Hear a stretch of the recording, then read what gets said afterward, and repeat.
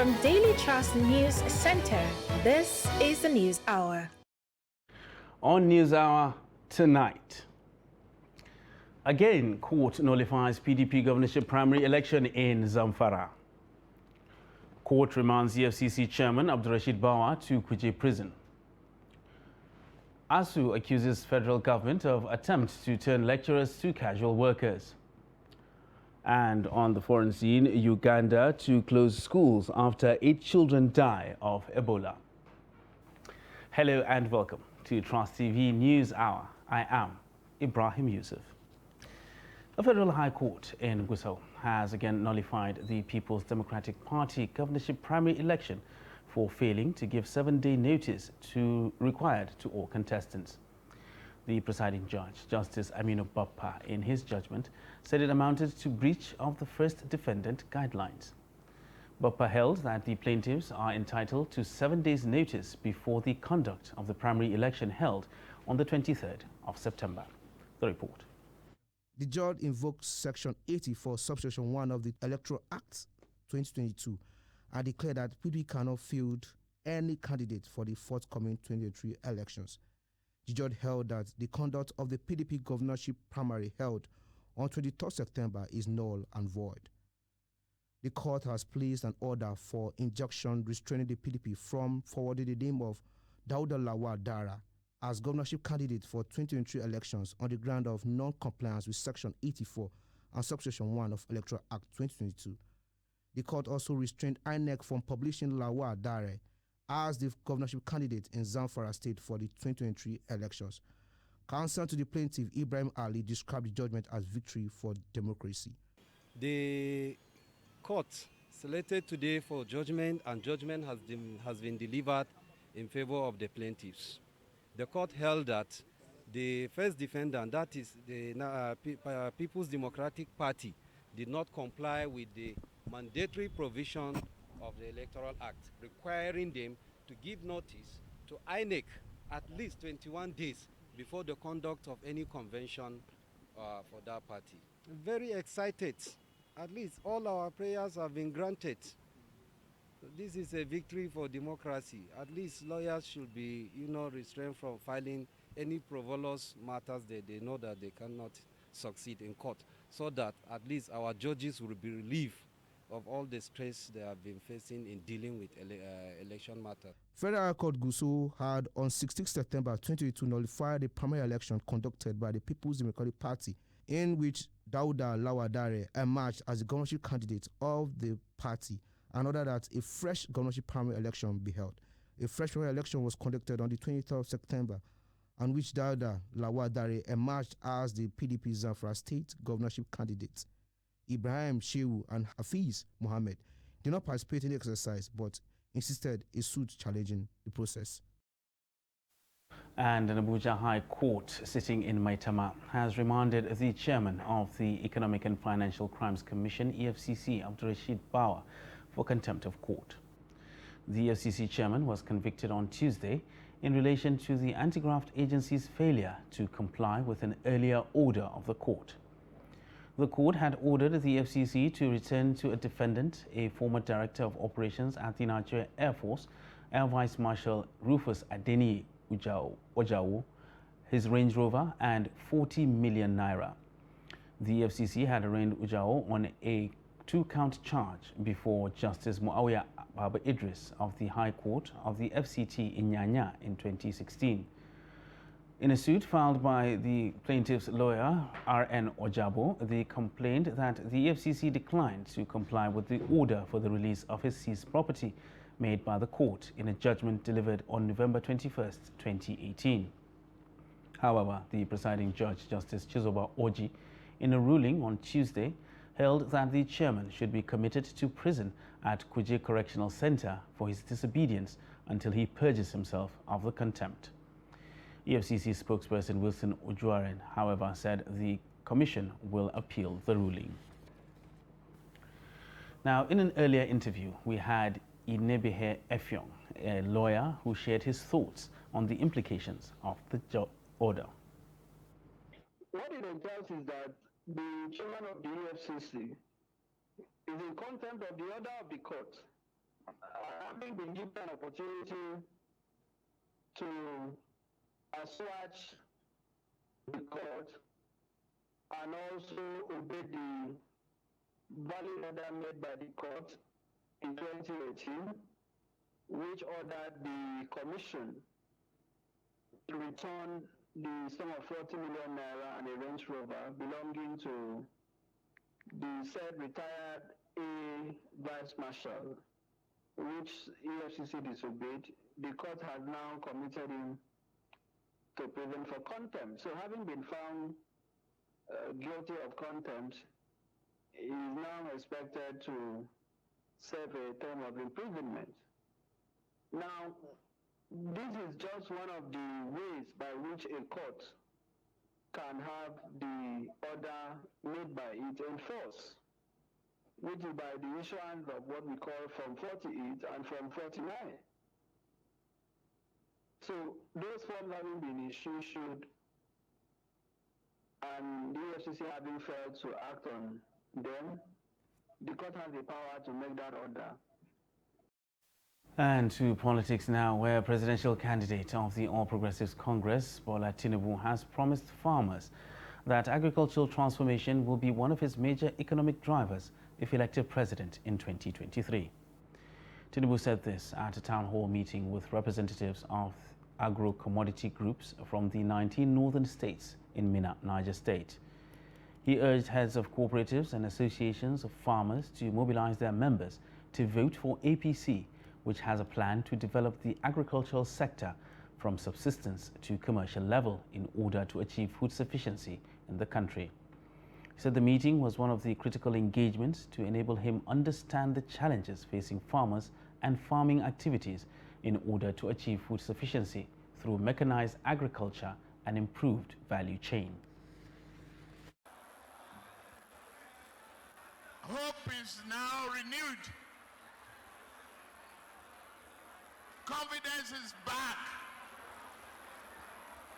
Help is here.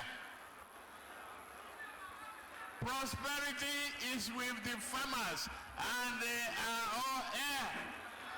You are the fishermen, you are the corn grower, you are the yam tuber producers, you are the heart of agriculture and heart of the prosperity and sustenance of peace, stability, and joy of our country. Thank you very, very, very much. I hereby promise you farmers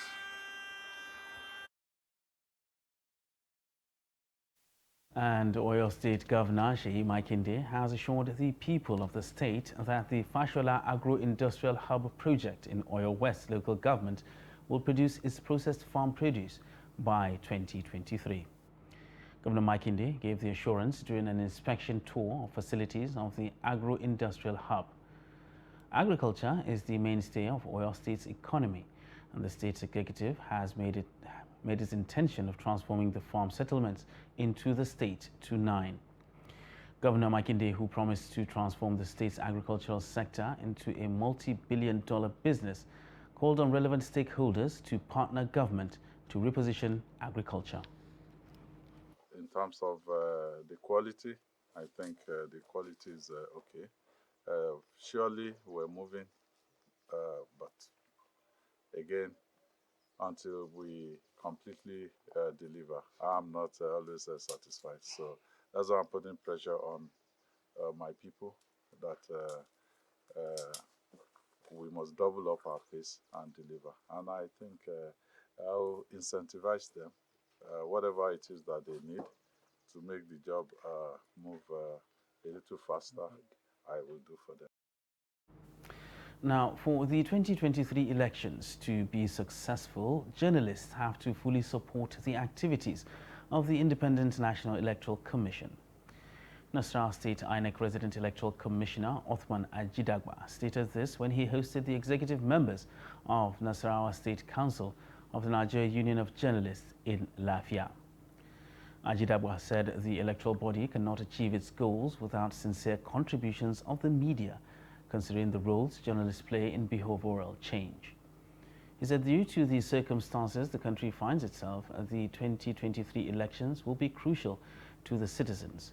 Hence the need for journalists to take up their responsibilities with all seriousness in the interests of the nation. We are election managers, but we cannot do it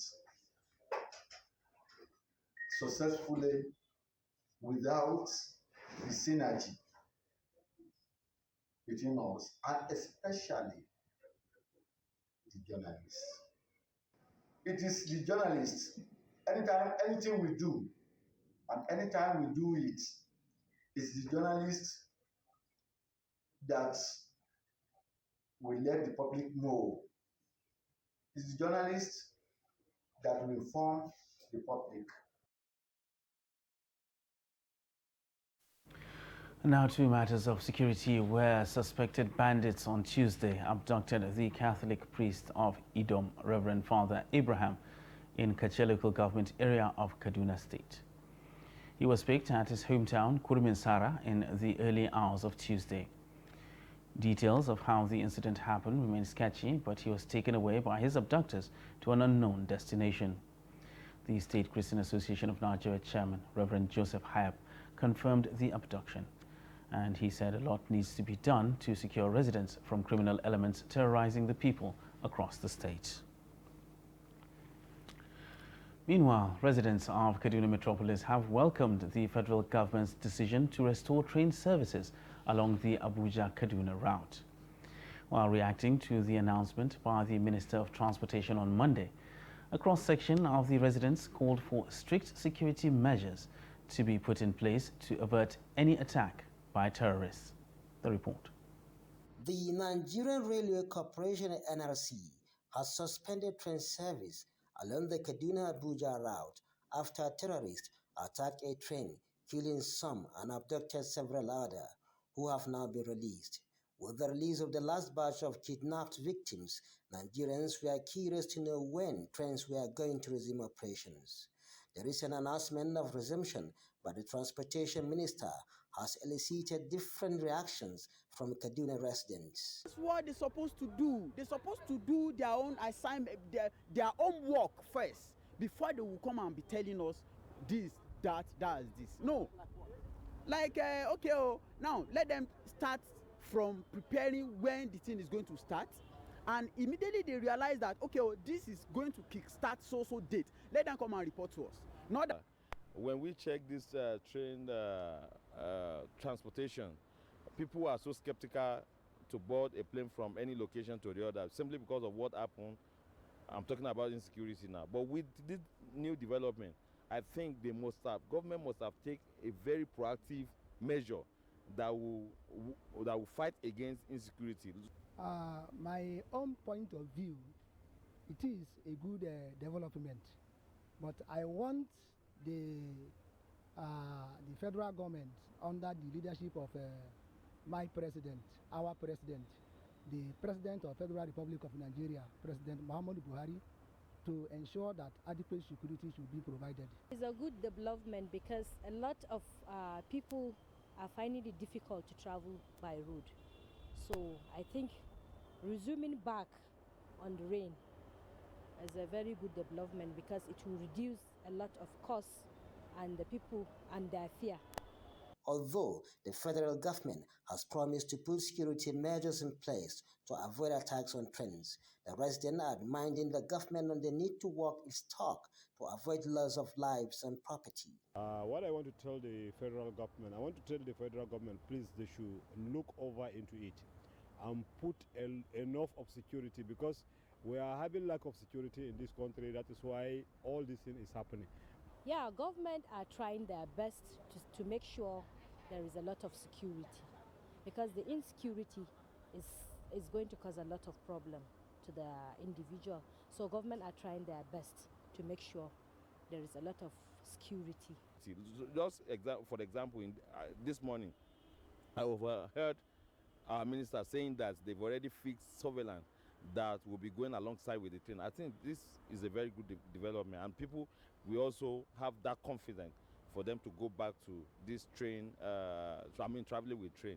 With the resumption of train service built to commence sometimes in November, several jobs that were lost due to suspension will bounce back. Bello Musa, Trust TV News, Kaduna. The Academic Staff Union of Universities says it is considering challenging the federal government in court for paying its members what it described as so-called pro rata payment for 18 days as October 2022 salaries. The union also said the government's so-called pro rata payment is not only an aberration but a contravention of all known rules of engagement in any contract of employment for academics the world over. President of the union, Emmanuel Osodeke, who stated this after a marathon National Executive Council meeting, which started on Monday and ended early Tuesday morning, argued that his members are not casual workers, but intellectuals who cannot be paid on pro rata basis. Although the union leader is silent on whether they would embark on another strike, he, however, appealed for the understanding of Nigerian students, parents, and other genuinely concerned individuals and groups in the country. Reading the communique issued at the end of the meeting, Osodeke said the government's action to pay academics like casual workers is unprecedented in the history of university-oriented labor relations. The Federal Road Safety Corps has confirmed the death of 14 passengers who were burnt to death along Gaya-Wudil Road in Kano State following an accident involving a Toyota Hummer bus and a Hyundai Jeep. The Kano FRC Sector Commander Zubairu Matu confirmed the number of deaths on Tuesday. He said road safety officials arrived at the scene of the accident that occurred at Rege Village on Kano Gaya Road at 7:45 p.m. He explained that the bus with registration number GML 102TA belonging to Kano Line was coming from Gombe State when it collided with the Jeep at about 7:30 p.m. FRC commander attributed the accident to overspeeding and dangerous overtaking. You're watching Trust TV News Hour. Still ahead, we take a look at patronizing local barbers. Details of this and more after the break. Stay with us.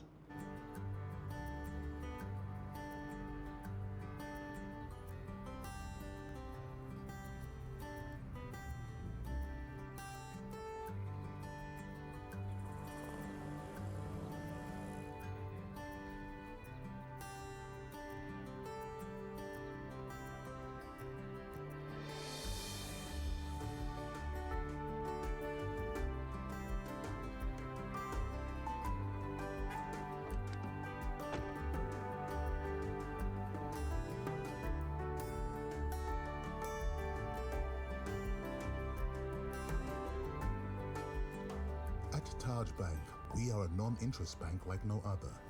That's because we do not just share in your success story, but we also share your risk like it's ours. And that's why we say at Taj Bank, our only interest is you.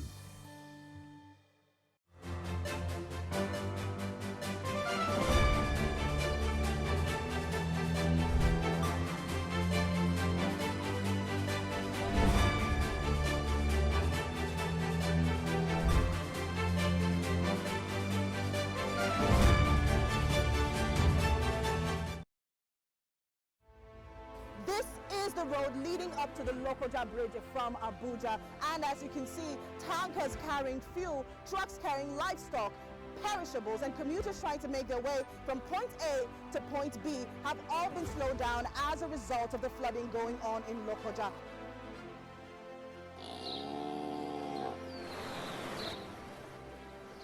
As I tell you, so my house is inside water like this.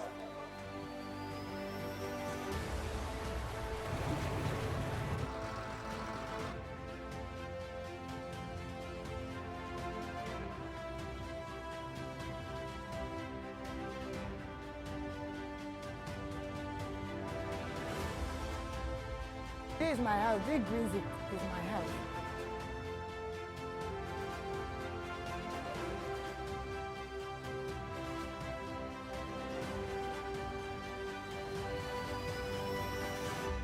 have no option than to come here and look for what we chop. This water have really spoiled many things. Even as I'm talking to you, I'm not in my own house. I want to encourage them and assure them that their governor, the governor they elected, had come to see them, and government officials have been going there to see them. They are not in this alone. We are with them.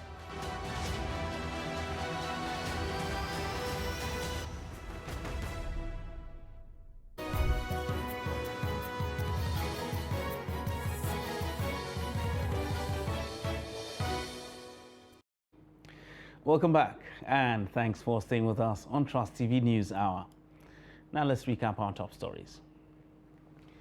Again, court nullifies PDP governorship primary election in Zamfara. And court remands EFCC chairman Abdulrashid Bawa to Kuje prison. And moving on to other news now. 26 states have shunned the ongoing probe panel investigating the use of the ecological funds from 2010 to 2022. The House had mandated its Committee on Ecological Funds to investigate the total consolidated accruals on utilization of the Ecological Fund at plenary in June this year. Here's more on that story. The House of Representatives on the 23rd of June 2022, through a resolution, resolved to probe, among others, the total consolidated mandatory accruals into the Ecological Fund and to evaluate its disbursement in line with the provision of the 1999 Constitution. Other areas the committee is expected to also investigate is the utilization of the fund by benefiting MDAs. The Speaker was represented by the Deputy Majority Leader, Peter Akpatison, emphasized the importance of the probe while declaring it open. The legislative agenda of the 9th House of Representatives includes a commitment to do everything in our power to address the environmental challenges in the country. Specifically, we have committed to take action to redress the identifiable environmental and ecological damage that has both resulted from the accelerated occurrence and consequences of ozone layer depletion, flooding issues, desertification, depletion of water resources, pollution of oceans and rivers, depletion of marine life and coral reefs. However, 26 states and a handful of critical MDAs failed to appear before the probe panel. Only 10 appeared, out of which about 4 sent an apologies for not appearing. This infuriated members, who immediately moved a motion to summon the defaulting states with stern warning. The MD of NEMA, having failed to respond to the 3 letters written to him, to respond to all the monies allocated to National Emergency Management Agency, is hereby summoned to appear before this committee on Wednesday, 9th of November by 10 a.m. Further fueling the suspicion that some states deliberately shunned the probe panel, Secretary of Body of State Commissioners, in his reaction, alleged that some state governors refused granting permission to their commissioners to appear before the panel. Commissioners and accountant generals are answerable to their principals. And I know no commissioner will definitely come without getting a clearance. So basically, that is actually what is happening. Most of the commissioners mentioned that up till now they have not gotten clearance from their principals to come. Submissions were taken from states and agencies who were present for the hearing. Promising to study their submissions before the next hearing date, which was fixed for Wednesday, 9th of November, the committee adjourned sitting. Meanwhile, Director General, National Emergency Management Agency, NEMA, Mustafa Mohammed, has raised the alarm that Nigerians should expect more devastating floods in 2023. The DG stated this while appearing before the Senate Committee on Special Duties, headed by Senator Yusuf Yusuf, to defend the 2023 budget proposal of his agency. Mustafa Mohammed urged governments at all levels to brace up for the challenges ahead by establishing local emergency committees in order to mitigate the devastating impacts of floods and other disasters across the country. If the capacity of the state is exceeded, the federal government comes in through NEMA. Instead of the bottoms-up approach, it has turned the other way. Mr. Chairman, as we speak today, I have written to all the 36 state governors, and I have copies to show you 4 times. When NIMET released seasonal climate prediction and NISA released their flood outlook, we warned them in time. After we organized stakeholders meeting to analyze those reports and identify vulnerable areas with risk mapping, and sent it out to all the state governors early. I'm sure you have tried your best, and within that your best, we want to know what reliefs you have done from one country, from one section of the country to the other. I also want to find out, is there in any way presidential intervention specifically for attending to the issue of flood? This NEMA should not be under any ministry. It should be directly under the presidency. But it's an emergency situation. You can see NEMA all over the world. Yeah. See what is happening in Pakistan. Because their own flooding disaster is more than 1,000% of what we're having here. But what we're having is because of lack of enough statistics to know the real figure of those people that have died, that have been flooded away by this high tide water. And we have tripartite management of disaster in Nigeria. We have local government, a management agency. We have a state management agency, emergency management agency. We have NEMA, but it's like everything comes to NEMA in Nigeria. The local government is not functioning. The state government is not functioning. It's only National Emergency Management Agency. And I don't think you people will have the capacity, the manpower, the resources, and the logistics you need to tackle this. And still on the environment, the United Kingdom has announced an investment of £95 million on climate resilience and sustainable agriculture in Nigeria. UK Foreign Secretary James Cleverly announced the pledge at the Conference of Parties on Climate Change, COP27, currently ongoing in Sharm el-Sheikh, Egypt. PropCom Plus is a UK international climate finance program which aims to support the transformation of Nigeria's rural economy. The investment, according to the UK senior official, is set to enhance productivity, adapt and build resilience, and protect and restore nature. The commitment to Nigeria formed part of the UK support worth over £100 million to developing countries to deal with climate change. Meanwhile, the Hydroelectric Power Producing Areas Development Commission, HYPADEC, has announced plans to provide 250 housing units for those displaced by flood in riverine communities in its catchment areas. This is one of the high points of the Commission's medium-term strategic plan 2022 to 2027, presented at its stakeholders forum held in Ilorin, the Kwara State capital. The report. States have been ravaged by flooding this year, and for some, it has become a perennial occurrence, with lives and properties destroyed and many residents displaced. Some hydroelectric power-producing areas are not left out of this disaster.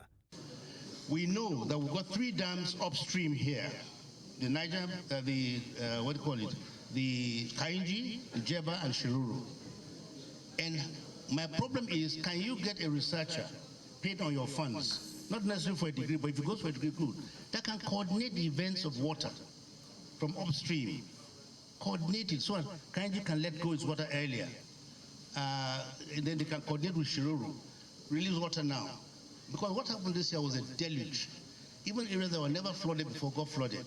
There are some areas that the riverine area that this flood is affecting seriously. Then likewise, you want the HYPADEC also to intervene, to assist and come to the aid of the Kwara State government to look into the road from the Araro village in Jeba that leading to the Kayama area.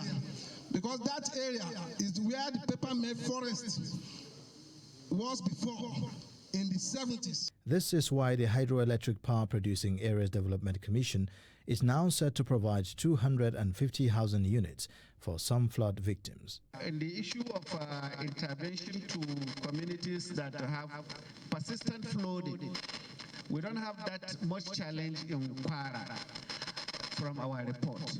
The major communities we have such challenges are in Niger State, Kogi State, and some part of Kebbi State. Also in its medium-term strategic plan, the Commission plans to empower 60,000 skilled and unskilled youths within the next 5 years to take them out of poverty. In this regard, non-graduates will be trained in vocations such as tailoring and painting, while graduates will be trained in advanced skills such as ICT, installation of closed-circuit camera television, and solar panels, among others. The hydroelectric power-producing states are Kwara, Niger, Kogi, Benue, Kebbi, and Plateau states. Now, the scarcity and hike in the cost of petrol has continued to cause untold hardships on Nigerians. Trust TV correspondent gives an update from Makurdi. PMS distribution in Benue State is gradually sending motorists into serious uncertainty as the scarcity of the product has reached its peak. Experience is not funny. As you can see, we are queuing up. I've been looking for fuel. I live far away from here, and I've been looking for fuel down until I got to this place, just to queue up for fuel again. So the experience is not funny. The issue is not even the rise in the price. We can't even find it. Even with the rise in the price, we can't get fuel to buy. A few filling stations can be spotted with the product, and even then, the pump price is between 230 and 300 naira per litre. Fuel we have in Nigeria, we cannot produce. We produce it and sell to other countries who buy and sell at lower price. But here in Nigeria, every day you wake up, they decide to go up. So it has not been easy for we who are poor people to cope. But the big man there did not know how we are suffering. Since morning, I've been looking for fuel in town. I managed to get it here in this filling station, but the price. So frustrating, it's just really very frustrating. Throughout the year, we've been having different prices of fuel. Today you see it 180, tomorrow you see 200, tomorrow, and I mean, it's just so crazy as a country. We can't even explain, and there's never a reason why for all these things about the fuel. We have seen it today, 235. What next tomorrow? It's just so frustrating. The line is long and the fuel price has increased terribly. The motorists are demanding explanations as to why the scarcity and hike in price. They said as it stands, many are wondering what is the true situation in the sector. Help us out of this mess because we don't even know what is happening. We learned that the subsidy has been removed or whether it's still there. We cannot even tell what is happening because nobody is talking about it. So we don't know what is happening. They should just come to our aid. The suffering is too much. Like the federal government to at least reduce the scarcity and the price so that it will be more like efficient for us to get and buy large quantities, something like that. With the Christmas season itching closer, Makurdi residents are calling on the government to look into the problem before the holiday season. Fire on Tuesday gutted 4 shops, destroying valuables worth millions of naira at the Police Officers' Wives Association Plaza along Jos Road, Lafia, the Nasarawa state capital. According to eyewitness accounts, the fire outbreak was caused by an electricity spark in one of the shops. Umar Mohammed filed in this report as presented from our studio. The fire, according to eyewitnesses, burnt most of the properties in the building, which belongs to the Nigerian Police Force, before the Nasarawa State Fire Service officials arrived to put it out after several hours. The Power Plaza is beside the office of the Area Commander of the Nigerian Police, Lafia, and opposite the 2023 campaign office of Governor Abdullahi Sule. Narrating her ordeal, one of the owners of a shop in the race building, Kelechi Aharengbe, said at about 1:30 a.m. she received a distress call that her shop was under fire. I was called by 1:30 in the night that the shop is burning. But by the time I got here, the shop was already burnt. Although fire service came, but I'm not sure they came in time because they would have been able to salvage something, but once everything is gone. I have the people's fabrics that I've collected, the season, the tailor shop, and I have a lot of fabrics worth almost $500,000 or even more. Another victim, Zainab Saidu, says she lost property worth millions of naira, expressing sadness over the unfortunate incident and called on the state government to come to her help. It was the water that got it bad anyway, from packaging, packing of the things, and the water splash from fire service and the smoke that made it bad. It was worth ₦1 million. The Nasarawa State Director of the Fire Service, Hanatu George, who confirmed the incident, however, said that the fire outbreak was as a result of an electrical fault, revealing that only 4 shops were affected during the fire outbreak that lasted from 1 a.m. to 3 a.m. This is a pure light. This thing has, in those days, but nowadays we are ever ready at any time. The fire engine is intact, the water is intact. There's nothing like that. Even when I was at home at the middle of the night, they called me. All I was calling them up to the time they finish their work. When the water will finish, they'll come back and carry another water. They'll go back. All they did that successfully. She therefore called on residents to always follow safety protocols to avoid future occurrence. Meanwhile, goods worth millions of naira were also destroyed in a fire at the popular Ogbo Ogu market in Onitsha, Anambra State on Tuesday. Anambra Fire Service Chief Martin Agbili, who confirmed the incident, said the cause of the fire was yet to be ascertained. Agbili said the fire affected a section of the market, but the cause and extent of damage are yet to be known. Now, local barbers in Kano are often considered as traditional health practitioners, specializing in women and children's illnesses. Now, while some patronize them because they cannot afford medical bills at the conventional hospitals, others believe in the efficacy of herbal medicine.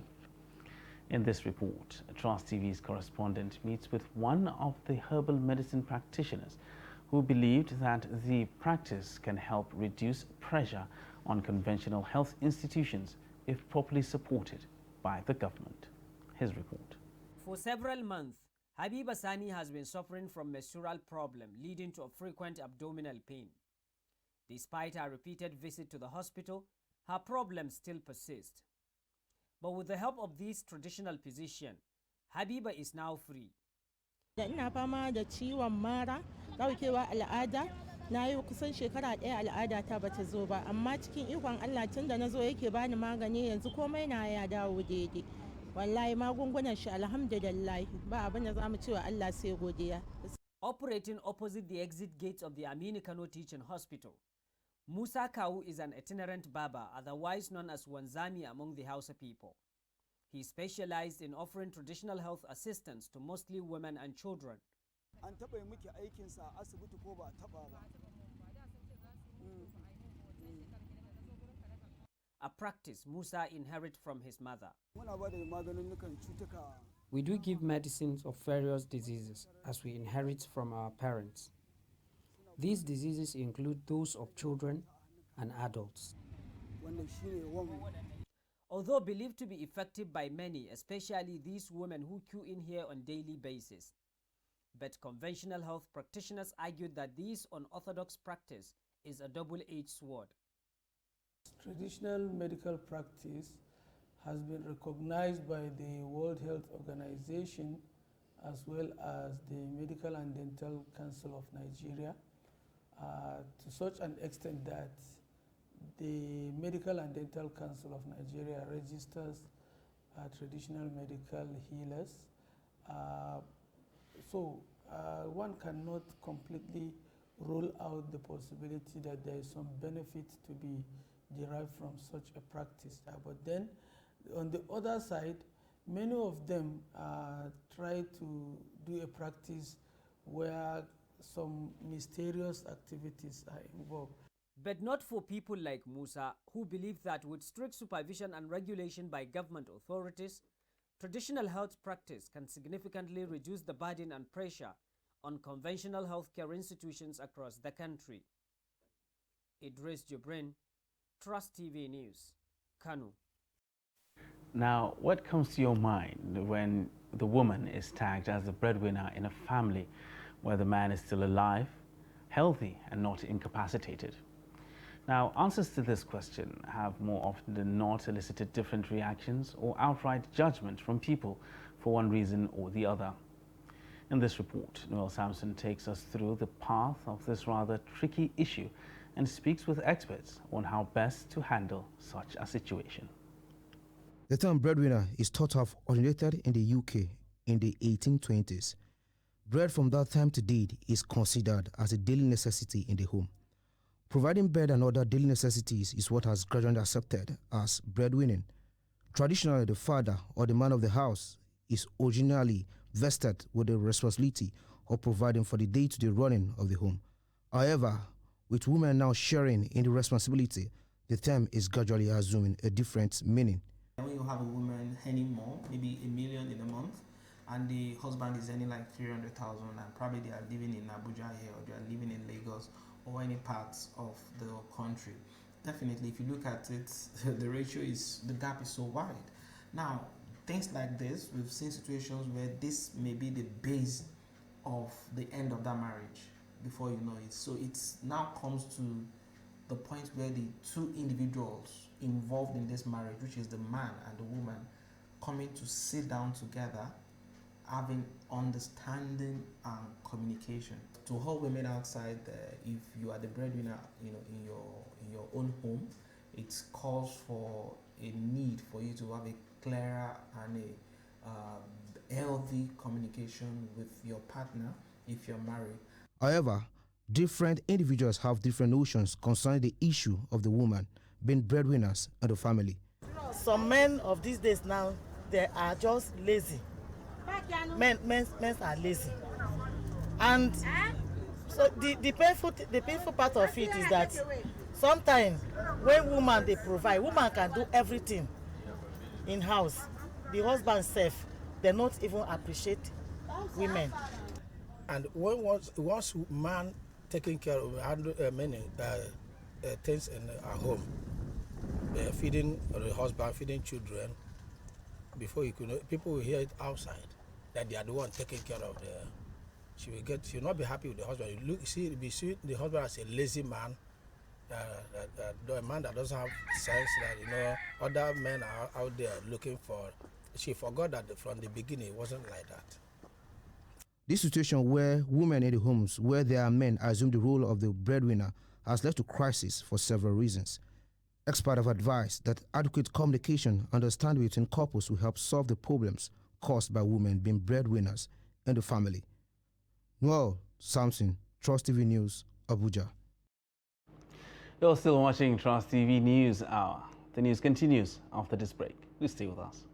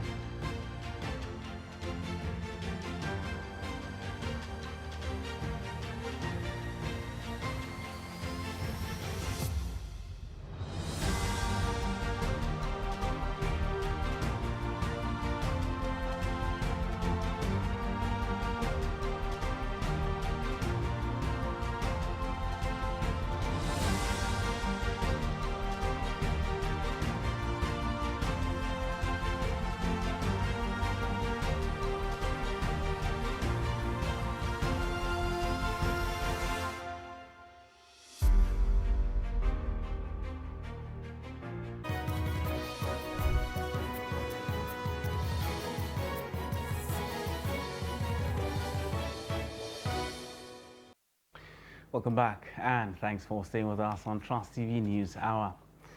Let's now join Chiamaka Nwafo for business news.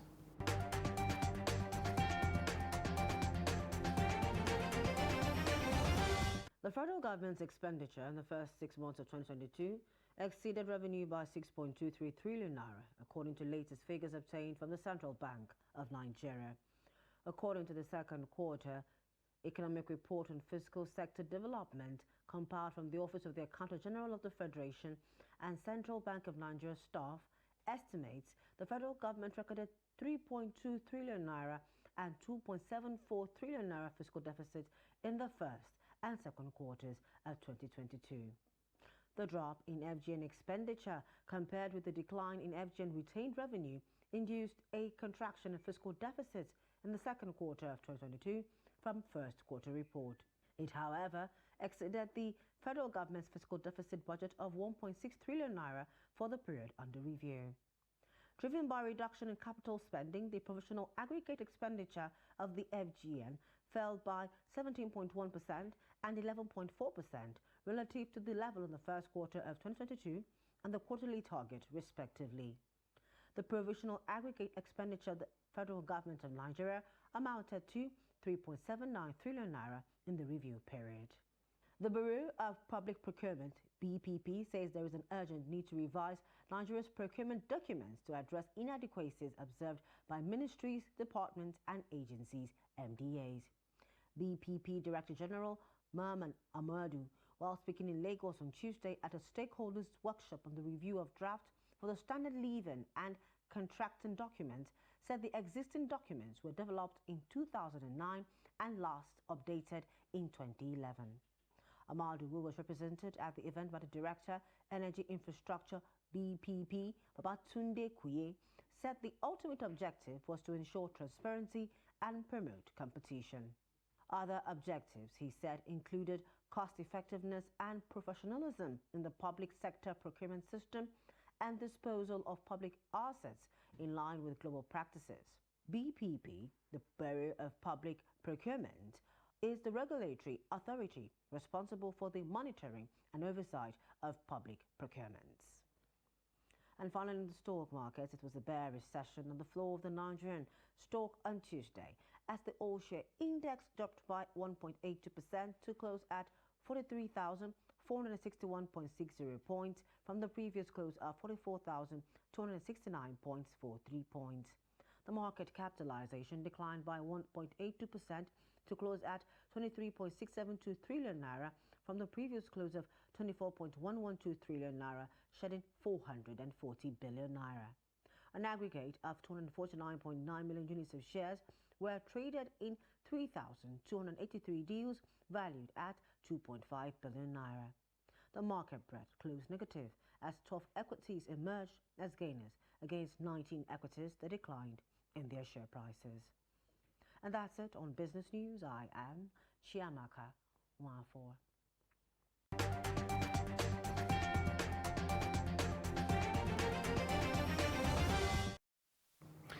Thank you, Chiamaka, for that business update. We'll now take a look at the foreign scene, where the United Kingdom Foreign, Commonwealth and Development Office, FCDO, on Monday updated its travel advisory for Abuja, warning against all but essential travel to Nigeria's political capital. In a statement, the FCDO also warned British nationals to avoid 22 states in Nigeria. The FCDO says its travel advisory is constantly reviewed to make sure it reflects the current situation in Abuja and Nigeria. The statement also noted that the British High Commission in Abuja is open from Tuesday, 8th November 2022 for normal services. The UK and the United States had in October warned of possible terror attacks in Abuja, especially at government buildings, places of worship, schools and other centers where large crowds gather. Both countries also commenced the evacuation of their citizens from the Nigerian political capital. However, the federal government dismissed the terror alerts, saying Nigeria is safer than in May 2015, when President Muhammadu Buhari came into office. And after months of postponements, a United States court in Los Angeles, California, on Monday sentenced international fraudster Ramon Olorunwa Abbas, popularly known as Hush Puppy, to over 135 months, which is over 11 years in federal prison. The U.S. District Judge Otis D. Wright II ordered the 40-year-old convict to pay over $1.7 million in restitution to 2 fraud victims, according to a statement sent by the court. The judge said Hushpuppi conspired to launder tens of millions of dollars through online scams and flaunted his luxurious crime-funded lifestyle on social media. He pleaded guilty in April 2021 to 1 count of conspiracy to engage in money laundering, 10 months after he was arrested in Dubai, United Arab Emirates, in June 2020. Hushpuppi has remained in U.S. federal custody since his expulsion from the UAE. And Uganda will close schools nationwide later this month after 23 Ebola cases were confirmed among pupils, including 8 children who died, the country's First Lady said on Tuesday. Janet Museveni, who is also the Education Minister, said there had been cases in 5 schools in the capital, Kampala, as well as the neighboring Wakiso district and Mumbende, the epicenter of the outbreak. Uganda's last recorded fatality from a previous Ebola outbreak was in 2019. Meanwhile, French air accident investigators are being deployed to Tanzania to assist in the investigation of a passenger plane crash that killed at least 19 people on Sunday. The plane, which crashed in Lake Victoria, was an ATR 42-500 turboprop made by the company. Flight PW494, operated by Precision Air, hit the water during storms and heavy rain. The tragedy happened while the plane was trying to land at a nearby airport. Majaliwa said the investigators had launched a probe into what had happened, and experts say that could take months. Under international rules, the locally led investigation would usually include the participation of authorities in France, where the plane was designed, and Canada, where its Pratt & Whitney engines were developed. Now to sports, where the Professional Football Association of Nigeria, PFAN task force, has petitioned World Football Governing Body FIFA, alleging that the past 6 years of Nigeria Football Professional League, MPFL, was for the highest bidder. In a letter dated November 2nd, 2022, addressed to FIFA General Secretary, PFAN stated that its petition was as a result of an open confession contained in a communique released by the Club Owners Association of Nigeria, in which it categorically stated that the past 6 years of the MPFL was characterized by match fixing. According to PFAN, the match fixing allegation in the MPFL should be of grave concern and top priority to FIFA. Meanwhile, Super Eagles and Napoli striker Victor Osimhen has been included in the Serie A Team of the Week. The Team of the Week was compiled by football facts and statistics website whoscored.com. Osimhen scored and provided an assist as Napoli came from behind to beat Atalanta 2-1 to maintain top spot in the standings. He drew Napoli level after Ademola Lookman had given Atalanta the lead from the penalty spot. The 23-year-old tops the Serie A goal scorers chart with 8 goals from 9 appearances. Now let's join Adeni Ajishafe for more sports news.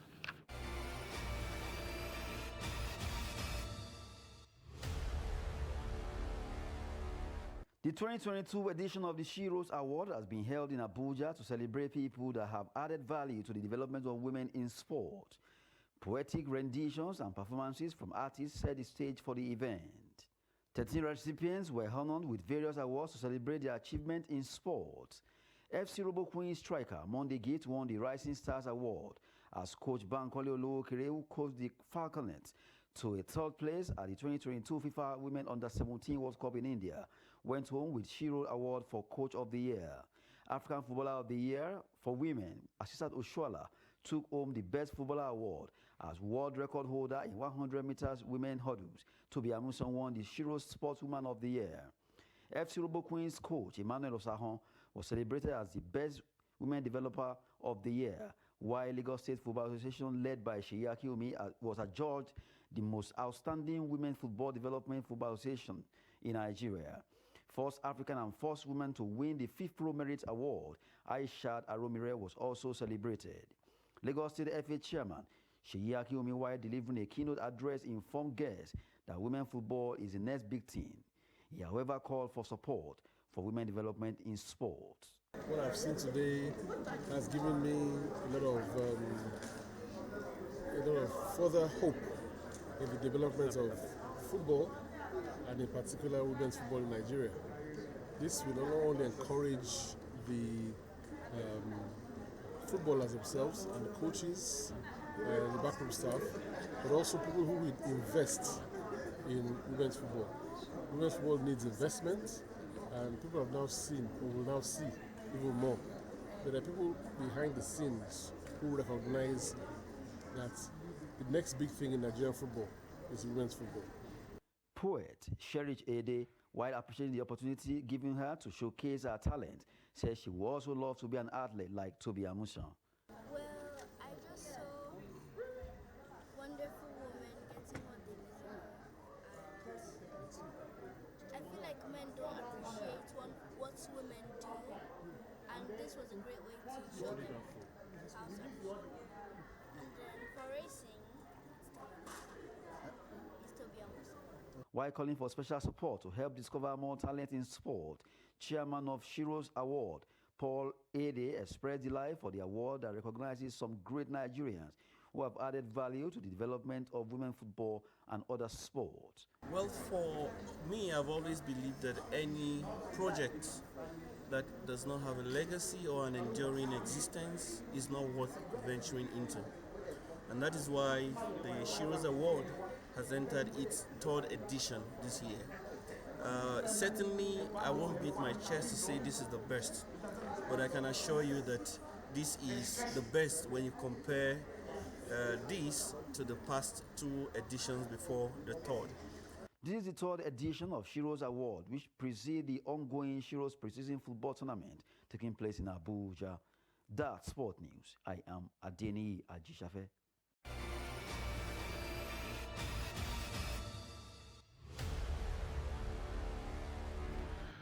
And with Adeni's sports update, we wrap up Trust TV News Hour for tonight. Don't forget, for more news, you can subscribe to watch us live on YouTube and, of course, follow us across all our social media platforms. I am Ibrahim Yusuf.